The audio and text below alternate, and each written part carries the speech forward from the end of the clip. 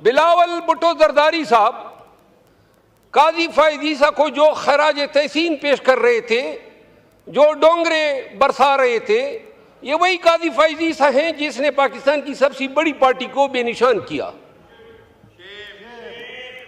ये वही काजी फैज ईसा हैं जिसने एन अमेंडमेंट से पहले रिव्यू 2 दिनों में फिक्स करके जमीर फरोशी के लिए रास्ता हमवार किया और फिर हमारे एमएनएज वहां से बरामद हो गए।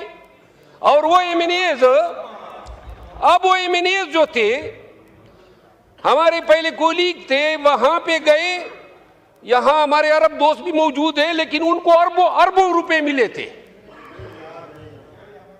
नहीं यार, यानी कि पीर मियां नवाज शरीफ की शक्ल उनको पसंद थी।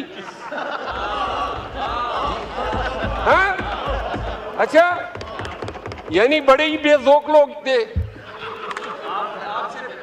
अच्छा, ये अब आप मुझे उस पे ला रहे हैं ना, मुझे तकरीर करने दे।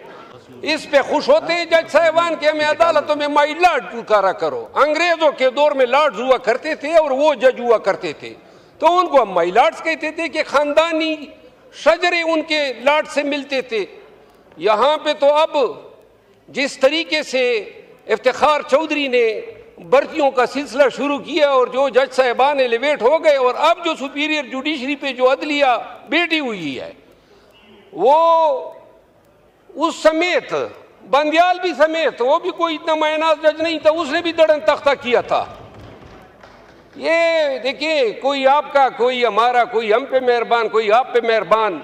हमें मेहरबान जज चाहिए ही नहीं, आजाद जज, बल्कि आजाद से भी ज्यादा जिम्मेदार जज चाहिए जो इंसाफ कर सके। साकिब निसार आया था, उस वक्त भी हम कहते थे 1 किलो ना बना हुआ था, डैम बना रहा था। बदबख्त डैम के साथ तुम्हारा क्या काम है?